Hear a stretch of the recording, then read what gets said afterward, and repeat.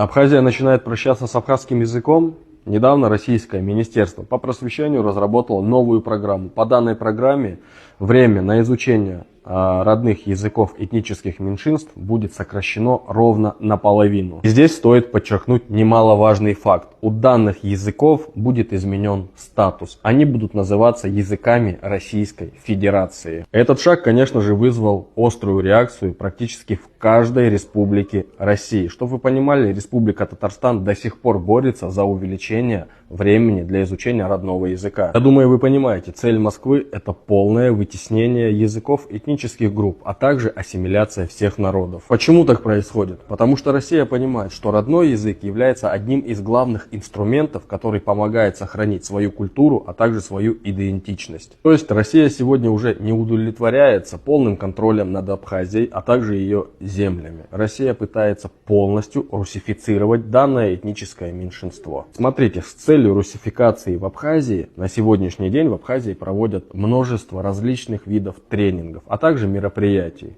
А также абхазы, обратите внимание, даже если взять сегодня Татарстан, то мы можем наблюдать, как Татарстан борется за увеличение времени для изучения родного языка. Но в Абхазии происходит все с точностью да наоборот. В Абхазии за это никто не борется. Наоборот, в Абхазии все практически обучение проходит на русском языке. Стоит обратить внимание, Москва сегодня смогла русифицировать Абхазию в большей степени, чем остальные республики. Смотрите, что получается. Если мы сегодня учитываем все изменения, которые разработала Россия, то следующий этап — это отмена статуса абхазского языка. Хотя, возможно, до этого даже и не дойдет. Потому что если учитывать все тенденции, которые сегодня происходят на территории Абхазии, в Абхазии практически не осталось людей, которые свободно владеют абхазским языком.